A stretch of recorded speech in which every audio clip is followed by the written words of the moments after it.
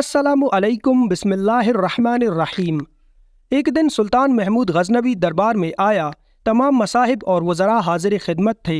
तख्त पर तशरीफ़ फरमा होने के बाद बादशाह ने अपने चोगे में से एक नायाब व बेश कीमत मोती निकाला और वज़ीर आज़म से इसकी कीमत दरियाफ्त की।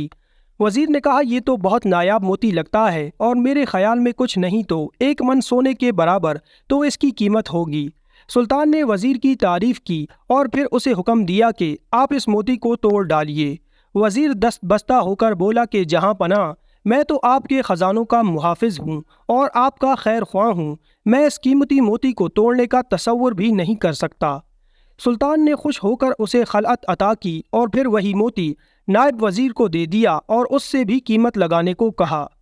नायब वज़ीर कहने लगा कि हुजूर, ये तो मेरी सोच से भी ज़्यादा महंगा है। सुल्तान ने कहा, बहुत खूब, और फिर नायब वज़ीर को भी मोती तोड़ने का हुक्म दिया। नायब वज़ीर बोला कि आली जा, आप ऐसे लासानी मोती को क्यों तोड़वा रहे हैं? ज़रा इसकी शान व शौकत और आबोताब तो मुलाहिज़ा फरमाएं। सूरज की रोशनी भी इसके आगे हैज होती है। मेरे हाथ तो इसे ज़ख्म पहुँचाने का हौसला नहीं कर सकते। मैं तो ख़जाने का निगहबान हूँ, दुश्मन तो नहीं। अल्लाह आपके मालो मता में इजाफ़ा करे। सुल्तान ने नायब वज़ीर को भी इनाम व कराम से नवाजा और इसकी समझ बूझ की तारीफ़ की। फिर उसे अमीरुल उमरा के सामने रखा और तोड़ने का हुक्म दिया तो उसने भी मुआज़रत कर ली। बादशाह जैसे जैसे दरबारियों की तारीफ़ करके उनके मनसब और मर्तबे में इजाफ़ा करता गया, वैसे वैसे वो कमतर दर्जे के लोग सीधे रास्ते को ना पहचान कर अंधे कुएं में गिरते गए। सब वज़ीर आज़म की पैरवी में अपने आप को बादशाह का बढ़ चढ़ कर खैरख्वाह साबित करके इनाम व कराम पाते रहे।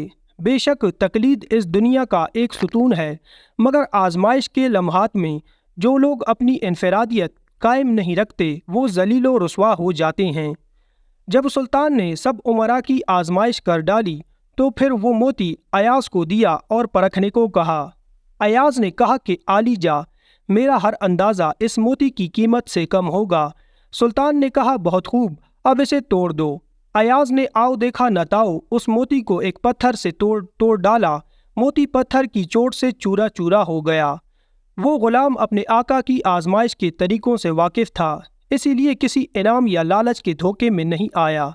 अपने मालिक का हुक्म उसकी पहली तरजीह थी। इस वजह से उसने बिला चूनो चरास हुक्म पर अमल कर डाला। मोती का रेजा रेजा होना था। सब दरबारी शजदर रह गए। फिर जोर से चिल्ला उठे कि अरे नादान, तेरी ये हिम्मत कि ऐसा नादिर व नायाब मोती तोड़कर पाश पाश कर दिया और बादशाह के नुकसान की रत्ती बराबर भी परवाह नहीं की। ये सुनकर अयाज बोला कि ऐ अक्लमंद साहिबो, ज़रा गौर करो और दिल पर हाथ धर कर बताओ कि मोती की कीमत ज़्यादा है या हुक्म शाही। तुम्हारी नज़र सुल्तानी फरमान पर होनी चाहिए या इस हकीर मोती पर? अफसोस तुमने ज़ाहिर पर निगाह रखी और बातिन को फरामोश कर दिया। बस मालूम हुआ कि तुम्हारा पीरो मुर्शद शैतान है। तुम सिराते मुस्तकीम से भटक गए। मेरे नज़दीक सुल्तान के आबरू का इशारा काफ़ी है और वो रूह नापाक है जो एक हकीर पत्थर को हुक्म शाही से ज़्यादा काबिल एहतराम समझे। जब अयाज ने ये राज सबके सामने खोल कर रख दिया तो सब दरबारी जैसे किसी गहरी नींद से जागे और लगे बगलें झांकने। लेकिन तीर कमान से निकल चुका था और बादशाह ने किसी बात पर कान ना धरा और गज़बनाक होकर बोला, तुम सब काबिल ताज़ीर हो और तुम में से एक भी इस दरबार के लायक नहीं। इस मामूली पत्थर के सामने तुमने मेरे हुक्म की तजलील की है और फिर जल्लाद को हुक्म दिया कि इन सब नाहल्फ अफराद की गर्दनें मार दो। जल्लाद तलवार लहराता हुआ आगे बढ़ा तो अरकान दौलत व हशमत खौफ से कांपने लगे। मौत सामने खड़ी थी, मुफर की कोई राह नहीं थी। उस वक्त अयाज को वज़रा की ये अबतर हालत देखकर तरस आया तो वो हाथ बांधकर सुल्तान महमूद से अर्ज़ गुजार हुआ कि ए आका, तेरी मेहरबानियाँ हम सब पर गालिब हैं। हम इनके बोझ तले दबे हुए हैं। मेरी क्या औकात कि तुझे तेरी मेहरबानियाँ और नवाजिशात याद दिलाऊं और कोई मशवरा दूं।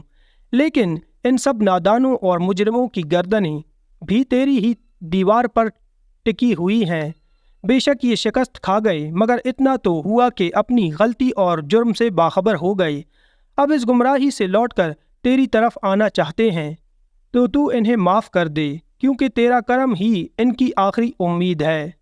یوں بادشاہ نے ایاز کی سفارش کو قبولیت بخشی اور خطاکاروں کو معافی دے دی۔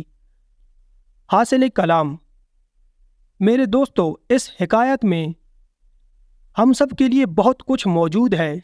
اس حکایت سے ہمیں یہ ہدایت ملتی ہے کہ ہماری دنیاوی آسائشیں ہمیں بہت عزیز ہیں، اور جب اللہ ہمیں اپنے راستے کی طرف بلاتا ہے تو ہم طرح طرح کی توجیہات پیش کر کے اس کے حکم سے سرتابی کرتے ہیں، خود اپنے آپ کو اللہ کو یہ باور کراتے ہیں کہ ہم وہی کچھ کر رہے ہیں جو اللہ ہم سے چاہتا ہے۔